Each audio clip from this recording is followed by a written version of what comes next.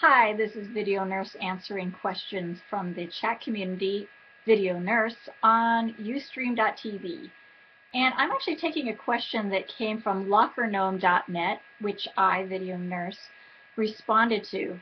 I do not diagnose anybody or treating specific illnesses. I give out free advice from my 2 licenses as a nurse and a psychotherapist. So let me read the question that came off of lockergnome.net, and then I'm going to read you my answer as well.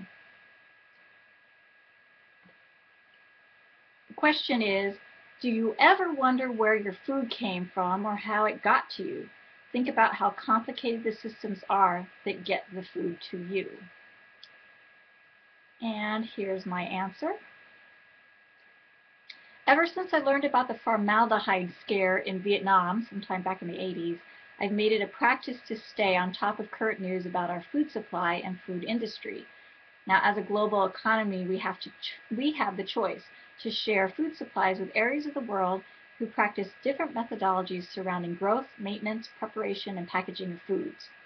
For a short while, some Vietnamese pho vendors, that's a noodle soup made of hot soup poured over thinly sliced raw meat, discovered that they could use formaldehyde, a preservative commonly used to keep animal and human flesh from decomposing rapidly, to keep animal meat from spoiling, thus saving them money by serving customers meat that should have been thrown away. People got sick. Duh. In the 90s, some meat vendors in China discovered that they could use cardboard ground very finely as filler for their dishes, and the customers couldn't detect it. People got sick. Duh.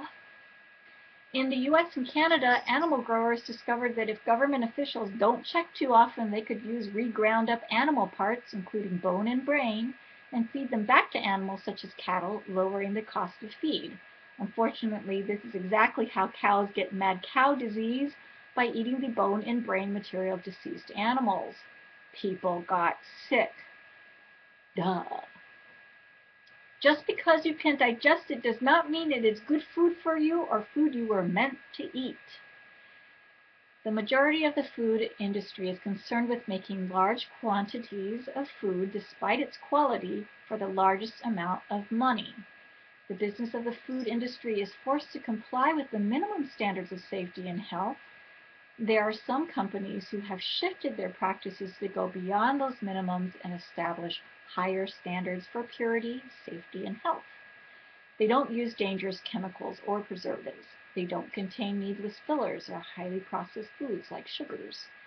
Their point is to return back to natural foods that our bodies tend to know how to digest. They just know what to do with that and process and convert to energy to keep our bodies healthy. Of course, you'll pay more for these foods and food products. So basically, a general rule of thumb is if it's more expensive, it probably is better for you. Not in every case, but that's a general rule. However, on these higher standard foods, I haven't been hearing that people get sick on them. There's no duh on natural foods. Let's just say it's not likely I'm going to be eating a Hot Pocket from Walmart or anywhere anytime soon. That's a reference to somebody else on this question who said, he'll eat natural foods, but he'll also eat a Hot Pocket. And that is my response. This is Video Nurse. And I hope you like that you should know where your food comes from. And if you don't, go find out.